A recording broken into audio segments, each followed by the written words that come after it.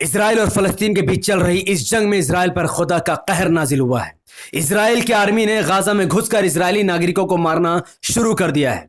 20% Israeli सैनिकों का खात्मा हो चुका है और यह खात्मा हमास ने नहीं किया बल्कि इसराइल की आर्मी ने ही इसराइल की आर्मी पर हमला बोल दिया है और 20% इसराइली आर्मी खत्म हो चुके हैं। साथ ही इजरायली टैंक को भी उड़ाने की खबर सामने आई। ये सब कुछ कैसे हो रहा है, पूरी डिटेल में इसके बारे में बात करेंगे और साथ ही क्या तालिबान वाकई में हमास की मदद कर रहा है गाजा के अंदर। पूरी वीडियो विस्तार से जानने से पहले अस्सलाम वालेकुम वरहमतुल्लाहि वबरकातुहू। अल्लाह के नाम से शुरू जो बड़ा मेहरबान और निहायत रहम करने वाला है। मैं हूं मोहम्मद हफीज अंसारी और आप देख रहे हैं द पॉलिटिकल। 7 अक्टूबर 2023 इसराइल और फलस्तीन में चल रही इस जंग के 70 दिन पूरे हो चुके हैं और इस 70 दिन में अब तक 20,000 से ज्यादा लोगों की निर्मम हत्या कर दी गई। अगर मैं ये कहूं कि इसराइल ने इन 70 दिनों के बीच फलस्तीन गाजा में रहने वाले 20,000 लोगों को मौत के घाट उतार दिया है, लेकिन अब भी इजरायली नागरिक 120 से ज्यादा इजरायली नागरिक आज भी हमास के कब्जे में हैं, जिसको छुड़ाने के लिए इजरायली बिलबिला रहे हैं और लगातार गाजा पर बमबारी कर रहे हैं। हालिया दिनों में भी उन्होंने गाजा के कई इलाकों में बमबारी करके सैकड़ों से ज्यादा लोगों को मौत के घाट उतार दिया है। इसराइल और फलस्तीन की इस जंग में इसराइल ने सिर्फ फलस्तीन के लोगों को ही नहीं मारा बल्कि इसराइल ने यूनाइटेड नेशन के स्टाफ जो 135 से ज्यादा स्टाफ से उनको भी गाजा में मौत के घाट उतार दिया है और 64 निर्दोष रिपोर्टर्स को भी इजरायली सेना ने मौत के घाट उतार दिया है। और यह मासूम लोगों की जान लेने पर इजराइल के पीएम या इजराइल की सेना को बिल्कुल भी कोई अफसोस नहीं है, लेकिन अब इजराइल पर खुदा की मार पड़ चुकी है। खुदा का कहर इजराइल पर नाजिल हो चुका है। इजराइल की आर्मी ने अपने ही 3 नागरिकों को अलमनाक तरीके से मौत के घाट उतार दिया है। वो कैसे हुआ? शनिचर के रोज इजराइल की सेना ने 3 बंधक जो कि शर्टलेस थे, जिनके बदन पर कोई कपड़ा नहीं था, जो कि निहत्थे थे, इनके पास कोई हथियार नहीं था, सफेद कलर का झंडा इनके हाथ में था, उसके बावजूद भी इजराइल की सेना ने उन तीनों निहत्थे और निर्वस्त्र लोगों को मौत के घाट उतार दिया है। और पता चला है कि वो तीनों के तीनों ही यहूदी नागरिक थे। जो कुछ भी न्यूयॉर्क टाइम में छपा है और जो इजरायली सेना के प्रमुख ने बयान दिया है वो आपको हिला कर रख देगा। इजरायली सेना के प्रमुख बयान देते हैं कि 3 बंधक वह सब कुछ कर रहे थे जिससे हम समझ सकते थे कि वह हमारे लिए हानिकारक नहीं है, जिसमें यह दिखाने के लिए उन्होंने अपनी शर्ट को भी उतार दिया था, जिससे हमें पता चल चुका था कि उनके पास कोई भी बॉम्ब नहीं है। इजरायली सेना के प्रमुख ने कहा कि बंधकों पर खुली गोलीबारी के नियमों के विपरीत की गई थी, यानी उन पर जो हमला किया गया था वो इजरायली सेना के कानून के खिलाफ था। लेकिन उन लोगों पर गोली चलाना मना है जो सफेद झंडा उठाते हैं और आत्मसमर्पण करते हैं। लेकिन उसके बावजूद भी इजरायली सेना ने तीनों नागरिकों को कैसे मौत के घाट उतार दिया, यह है उनकी पूरी स्टोरी। इजरायली के सैनिकों के सदस्यों ने बताया कि जो 3 लोग थे वो गाजा पट्टी के इजरायली सेना से 10 गज दूरी पर एक इमारत के अंदर छुपे हुए थे। वो तीनों के तीनों अपने शर्ट को उतारकर सफेद झंडा बनाकर अधनंगे बाहर निकले।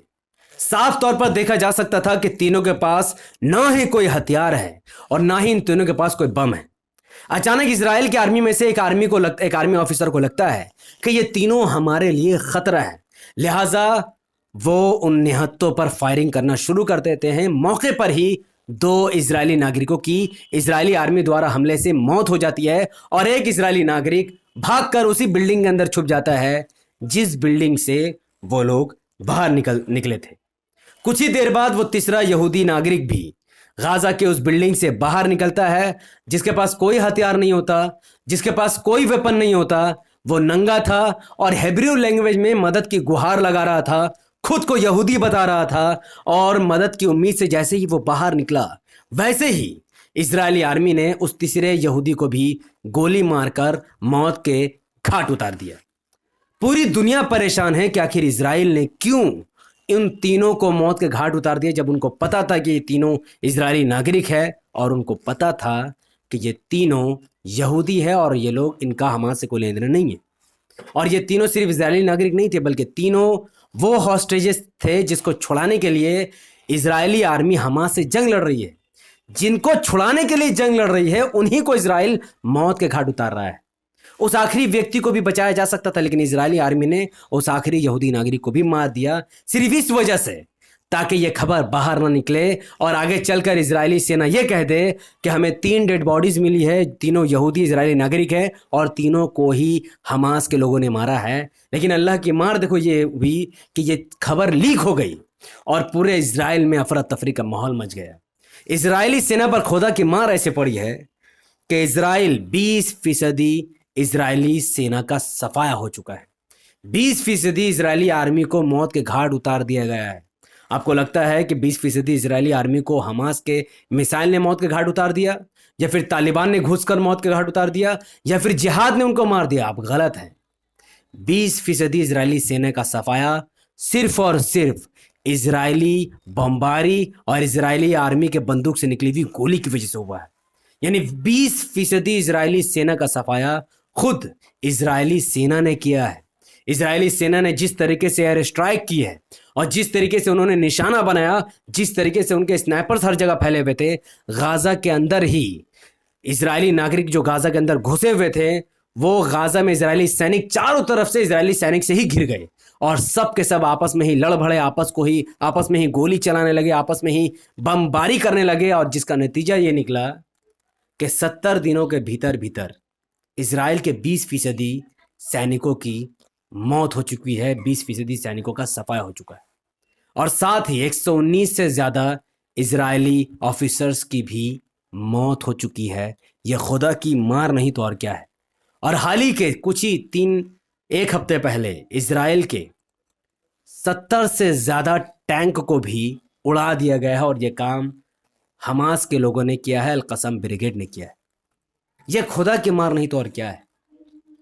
अब एक तस्वीर सोशल मीडिया में वायरल हो रही है जिसमें हमास के नेता तालिबान के नेता से मिलते हुए दिख रहे हैं।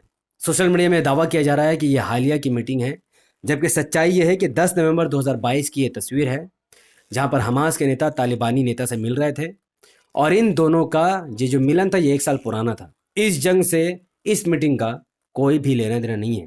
तालिबान सिरे से ही इजराइल और हमास के इस जंग में इन्वॉल्व नहीं है, क्योंकि तालिबान जानता है कि जब तक तालिबान अफगानिस्तान में एक मजबूत हुकूमत कायम नहीं कर लेता, खुद को मजबूत नहीं कर लेता, तब तक वो इजराइल से जंग नहीं लड़ेगा। यही तालिबान की मैच्योरिटी है, जो कि बहुत बड़ी बात है। इस वक्त की खबर यह है कि इजरायली सेना को एक बड़ा टनल मिला है, एक इतना बड़ा टनल जिससे हमास ने एक बहुत बड़ा ऑपरेशन अंजाम दिया है। इजरायली सेना उस टनल के अंदर उतरे हुए हैं और हमास के लोगों को ढूंढ रहे हैं। ढूंढते ढूंढते उनको एक लेटर मिला है, उनको एक इन्फॉर्मेशन मिला है। अल-कसम ब्रिगेड ने बताया है कि वो जो टनल में इस वक्त इजराइल के सेना घुसे हुए, वो टनल अब काम के लिए बंद हो चुका है। हमने ये टनल 7 अक्टूबर में हमले के लिए बनाई थी, अब उस टनल का हम लोगों से कोई भी लेना देना नहीं। यानी गाजा के अंदर इस वक्त इजरायली सेना अपना टाइम खराब कर रही है। लेकिन सवाल ये खड़े होता है कि इजरायली सेना चाहती क्या है? क्यों इजरायली सेना अपने ही लोगों को मार रही है? अपने 3 इजरायली नागरिकों को मौत के घाट उतार रही, जिनको बचाया जा सकता था। चूँकि इजराइल का मास्टर प्लान यह है कि वो पूरी तरीके से गाज़ा को मुसलमानों से खाली कर देना चाहते हैं और इजरायली नागरिकों को गाज़ा के अंदर बसाना चाहते हैं। अब तक 20,000 से ज़्यादा लोगों की मौत हो चुकी है और अरब देश अब भी इजराइल का बाल बाका भी नहीं कर रहे हैं, क्योंकि अरब देशों के पास न्यूक्लियर मिसाइल नहीं है, लेकिन इजराइल के पास 400 से ज़्यादा न्यूक्लियर मिसाइल है। इसीलिए अरब देशों का इजराइल से कभी भी कोई भी जंग की उम्मीद नहीं की जा सकती है। ये जो खबर मैंने आपके सामने रखी है, जो तथ्य के बुनियाद पर ये जो रिपोर्ट मैंने आपके सामने रखी है, ये रिपोर्ट कोई भी गोदी मीडिया अपने चैनल से आपको नहीं दिखाएगी और ना ही यूट्यूब में आपको ऐसा कंटेंट मिलेगा। इसलिए इस वीडियो को भारत के करोड़ों मुसलमानों तक पहुंचाने की जिम्मेदारी आपकी है।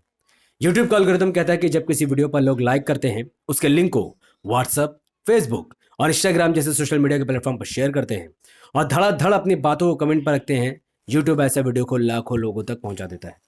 तो इस वीडियो को लाइक कीजिए, इसके लिंक को व्हाट्सएप, फेसबुक, इंस्टाग्राम पर शेयर कीजिए और अपनी बातों को कमेंट पर रखिए कि जो जंग चल रही है इजराइल और हमास के बीच, आखिर में जीत किसकी होगी और क्या आपको भी लगता है कि इजराइल पर खुदा का कहर नाजिल हुआ है? अपना जवाब कमेंट पर ज़रूर दीजिए। हमारे यूट्यूब चैनल द पॉलिटिकल को सब्सक्राइब कीजिए, बेल आइकन को हिट कीजिए। अगर आप सब इस वीडियो को हमारे Facebook channel the political news पर देखे रहते हैं तो इसे लाइक और फॉलो कीजिए, 5 बड़े ग्रुप में शेयर कीजिए। मुझे अपनी दुआ में याद रखें। बहुत बहुत शुक्रिया। अस्सलाम वालेकुम रहमतुल्लाहि व बरकात। मैं था मोहम्मद हफीज अंसारी और आप देख रहे थे द पॉलिटिकल।